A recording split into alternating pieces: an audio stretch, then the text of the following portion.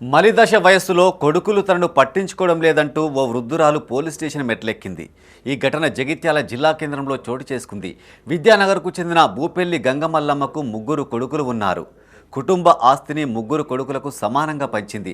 తనను పోషించిన వారికి అదనంగా 9 తులాల బంగారం, నగదు, పొలం ఇవ్వాలని తీర్మానం చేయడంతో చిన్న కొడుకు వద్దే ఉంటుంది. కొన్ని రోజుల క్రితం చిన్న కొడుకు మృతి చెందగా మనువడు, కోడలు ఇంట్లోకి రానివ్వడం లేదంటూ వృద్ధురాలు ఆవేదన వ్యక్తం చేసింది. తనకు కూడు గూడు అందేలా చూడాలని డీఎస్పీ రఘుచందర్కు మొరపెట్టుకుంది.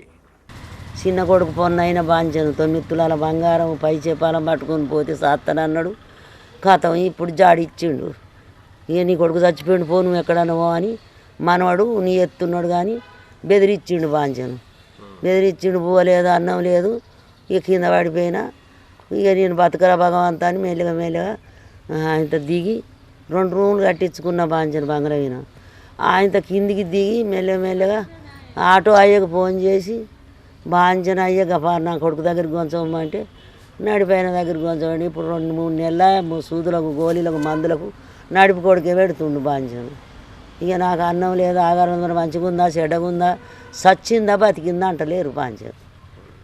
దాని కొడుకు ఏ కొడుకు పెద్దోనికి అయితే అక్కడ ఉంటాడు కరీంనగర్లో, ఆయనకి చేసుకుంటే తిన్నట్టు లేకపోతే అన్నట్టు.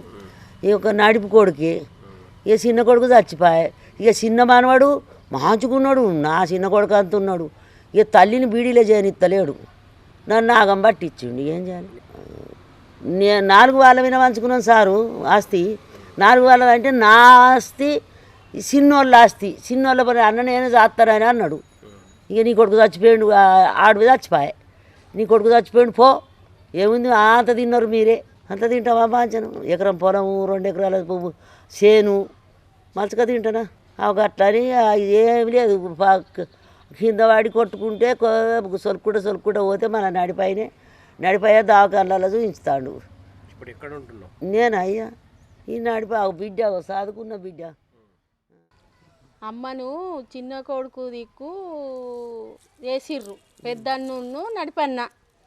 చచ్చినా బతికినా ఏదైనా కానీ చిన్న కొడుకుతోటే ఉండాల. చిన్న కొడుకుకు మా చిన్నన్నకు హార్ట్ అటాక్ వచ్చింది. మా చిన్నన్నయ్య చనిపోయిండు. మా చిన్నన్నయ్య చనిపోయినాక మాకే అన్నం లేదు, నీకెక్కడ అన్నం పెడతామని మా అమ్మను నూకేసిర్రు, దొబ్బేసిర్రు.